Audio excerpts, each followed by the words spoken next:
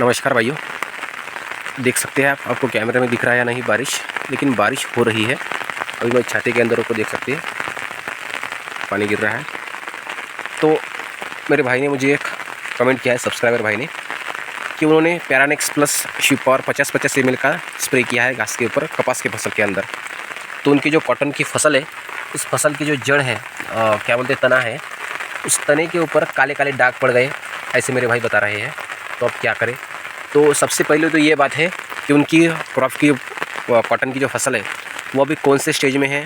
छोटी है तो नुकसान ज़्यादा होगा, बड़ी है तो कोई बात नहीं। और उससे भी बहुत ही महत्वपूर्ण बात है कि उनका स्प्रे फसल के तने के ऊपर कितना % हुआ है। अगर कम से कम एरिया में और कम से कम क्वांटिटी में अगर उनके तने के ऊपर स्प्रे हुआ होगा हर्बिसाइड का, तो कोई बात नहीं, सब ठीक हो जाएगा। अगर ज़्यादा हुआ, ज़्यादा का मतलब कैसे कि अगर समझो ये तना है, अगर तने के ऊपर गिर के अगर ज़्यादा मात्रा में अगर गिरता है हर्बिसाइड या पानी, तो अगर उस पर से ऊपर गिर के अगर ऐसे नीचे अगर गिरता है तो वो उस कंडीशन में ज़्यादा डैमेज होने की चांसेस ज़्यादा रहती है।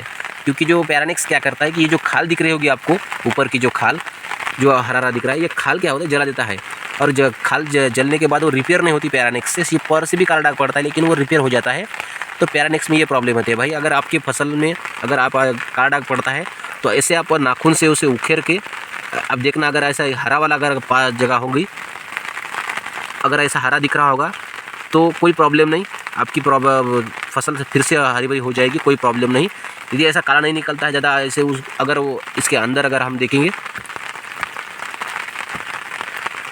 तो देख सकते हैं अंदर से भी कोई प्रॉब्लम नहीं है। अगर डायरेक्ट आपका जो इसके अंदर तने के अंदर का जो आपकी वो निकलता है, अगर तने खाल पूरी की पूरी निकल जाती है तब प्रॉब्लम हो सकती है। तो मैंने भाई को मेरा कॉन्टैक्ट नंबर भी दे दिया है, तो मुझे व्हाट्सएप पे उसको वीडियो या फिर फ़ोटो भेजने को बोला है उनको। तो देखेंगे क्या प्रॉब्लम है। मैं आपको कितनी बार, बहुत ही बार आपको ध्यानपूर्वक समझाता हूँ कि भाइयों ध्यानपूर्वक करना, कटोरी लगाकर यूज़ करना, सील्ड लगाकर स्प्रे करना, पर आप बात नहीं सुनते। अब यहाँ पर देख सकते हैं, मैंने यहाँ पर सिर्फ जो अपने जो फट्टे का ये भाग है, ये यहाँ से ये जो अपने यहाँ का भाग है ये जल गया है, लेकिन इसके ये जो पार जो घास है ये पूरी की पूरी अभी भी जीवित है। मगर मैं चाहता तो इसके ऊपर भी मैं स्प्रे कर सकता था, पर मैंने नहीं किया। क्यों? कि आपने जो देख सकते हैं इसके अपने जो तने के ऊपर गिर सकता है हर्बिसाइड, इस मैंने डर की वजह से मैंने इसके ऊपर नहीं स्प्रे किया। अभी वो बचा खासा है, वो अपन खुद हाथ से निकाल लेंगे या फिर शिपॉवर भी अगर इसके ऊपर हम सीड लगाकर स्प्रे कर देते हैं तो ये घास जल जाएगी, क्योंकि ये आधी अंदर से डैमेज हो चुकी है।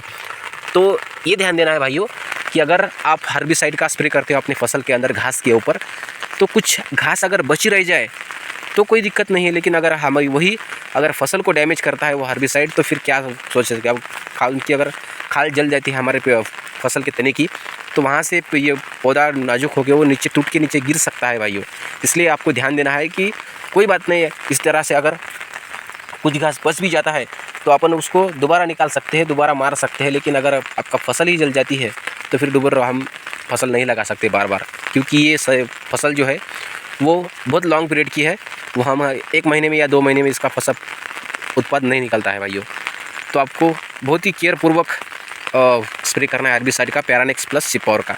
शिपॉवर उसमें डेंजर नहीं है, उसमें डेंजर है पैरानेक्स, जो पैराक्वाट डाइक्लोराइड होता है वो सबसे डेंजर है। तो बहुत ही केयरफुल यूज़ करना भाइयों। मिलते हैं नेक्स्ट वीडियो में। जय हिंद।